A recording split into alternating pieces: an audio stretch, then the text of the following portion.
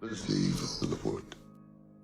If you are tired of seeing vampires and zombies and everything, would you be up for witches? Hi, welcome to Cinema Journal, and this is my first impression of the newest horror film, The Witch. Set in New England in the early 1600s, a Puritan family tries to live out on their own in the forest after being exiled from their village. As things seem to be promising in the beginning, everything starts to disintegrate when the youngest member of the family is kidnapped and disappeared into the woods. After the incident, the family is under assault by a deadly supernatural force that lays siege on the isolated family as they begin to suspect witchcraft within their household. This film had flown under my radar until I read about it that piqued my interest when the director of the film, Robert Eggers, talked about how he was inspired by the folklore of witchcraft along with the historical reference of them. The story takes place decades before the infamous Salem witch trials where over a dozen people were executed for being witches, the belief that they made a pact with Satan himself in order to have supernatural powers of their own.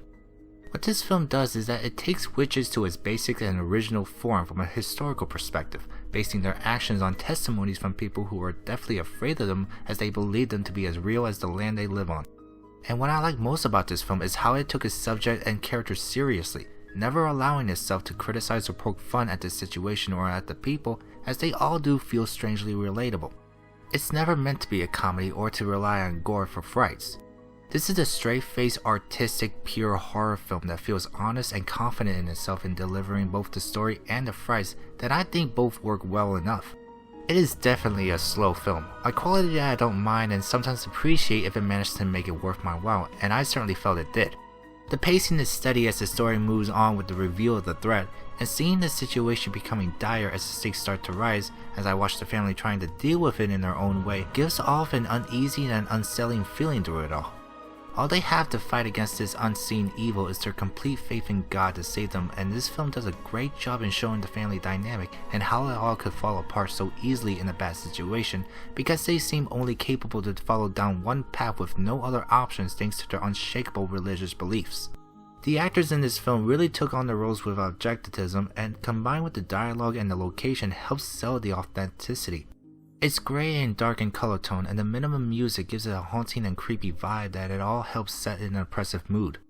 I never felt terrified, but there certainly was this eerie feeling I had as I was watching this with rapt attention, and it does have some disturbing scenes as it involves children that makes it more distressing.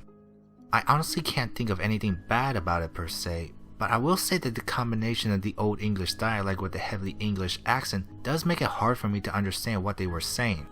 I did manage to get most of it, that I didn't get too lost, so it's more of a nitpick than anything else. Overall, I do enjoy the movie. It's a good watch that I believe deserves more attention, especially from people who are looking for a good, honest-to-God horror film that wants to be unique. It certainly was worth my time, and I do like to see more films like this in the future.